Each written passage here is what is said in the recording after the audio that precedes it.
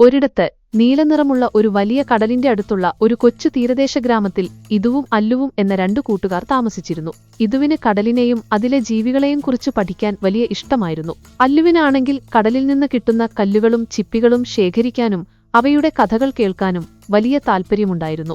ഒരു ദിവസം അവർ കടൽത്തീരത്ത് കളിക്കുമ്പോൾ ഒരു പ്രത്യേക തരം ചിപ്പി കണ്ടു. ആ ചിപ്പിക്ക് മറ്റു ചിപ്പികളേക്കാൾ തിളക്കമുണ്ടായിരുന്നു.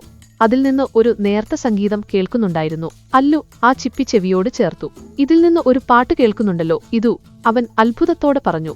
ഇതു ആ ചിപ്പി വാങ്ങി നോക്കി. ഇതൊരു സാധാരണ ചിപ്പിയല്ല അല്ലു, ഇത് നമ്മളെ ഒരു രഹസ്യത്തിലേക്ക് നയിച്ചേക്കാം. ഇരുവരും ചിപ്പിയുടെ പാട്ട് പിന്തുടർന്ന് കടലിലേക്ക് നടന്നു.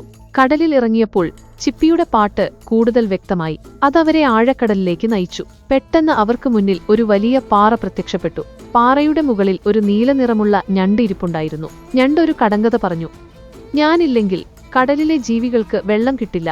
ഞാനില്ലെങ്കിൽ കടലിൽ ഇരുട്ടാകും. ഞാൻ ആരാണ്? ഇതുവിന് ഉത്തരം മനസ്സിലായില്ല. അല്ലു അല്പനേരം ചിന്തിച്ചു. പ്രകാശം, അല്ലു ഉത്തരം പറഞ്ഞു. ഉടൻ തന്നെ പാറ പതിയെ നീങ്ങി. അവർക്ക് മുന്നിൽ ഒരു ഗുഹ തെളിഞ്ഞു. അവർ ഗുഹയ്ക്കുള്ളിലേക്ക് പ്രവേശിച്ചു. ഗുഹയ്ക്കുള്ളിൽ കൂരിരുട്ടായിരുന്നു. അപ്പോൾ അവരുടെ കയ്യിലുണ്ടായിരുന്ന മുത്തുച്ചിപ്പിയിൽ നിന്ന് ഒരു നേർത്ത വെളിച്ചം പുറപ്പെട്ടു. വഴി തെളിച്ചു. ഗുഹയുടെ അവസാനം അവർ മറ്റൊരു ലോകത്തെത്തി. വർണ്ണാഭമായ പവിഴപ്പുറ്റുകൾ, തിളങ്ങുന്ന മത്സ്യങ്ങൾ, ആമകൾ, ഡോൾഫിനുകൾ. അതൊരു മാന്ത്രികമായ കടൽ ലോകമായിരുന്നു. ആ മാന്ത്രിക ലോകത്തിന്റെ നടുവിൽ ഒരു വലിയ മുത്തുച്ചിപ്പി പാട്ടുപാടി ഇരിക്കുന്നുണ്ടായിരുന്നു. അതിനു ചുറ്റും മറ്റ് കടൽ ജീവികൾ സന്തോഷത്തോടെ നൃത്തം ചെയ്യുന്നു. അപ്പോൾ മുത്തുച്ചിപ്പി പാട്ട് നിർത്തി അവരോട് സംസാരിച്ചു. നിങ്ങളാണ് എന്റെ അടുത്തേക്കെത്തിയ മനുഷ്യർ.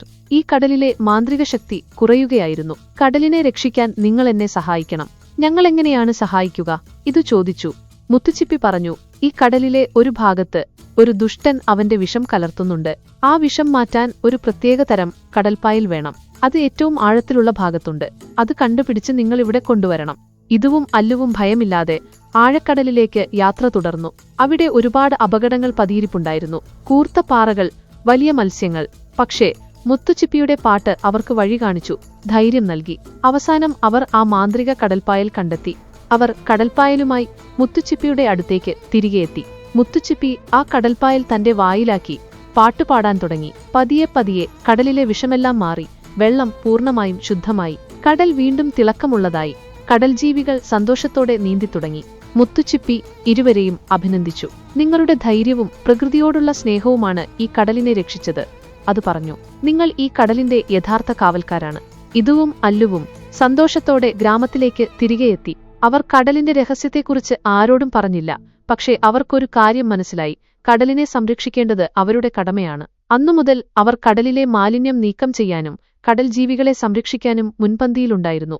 കഥയുടെ സാരം: പ്രകൃതിയെ, പ്രത്യേകിച്ച് കടലിനെ സ്നേഹിക്കുകയും സംരക്ഷിക്കുകയും ചെയ്യുമ്പോൾ പ്രകൃതി നമ്മളെ തിരികെ സഹായിക്കും. ധൈര്യവും കൂട്ടായ പ്രവർത്തനവും കൊണ്ട് ഏതു വലിയ പ്രശ്നങ്ങളെയും നമുക്ക് പരിഹരിക്കാൻ കഴിയും.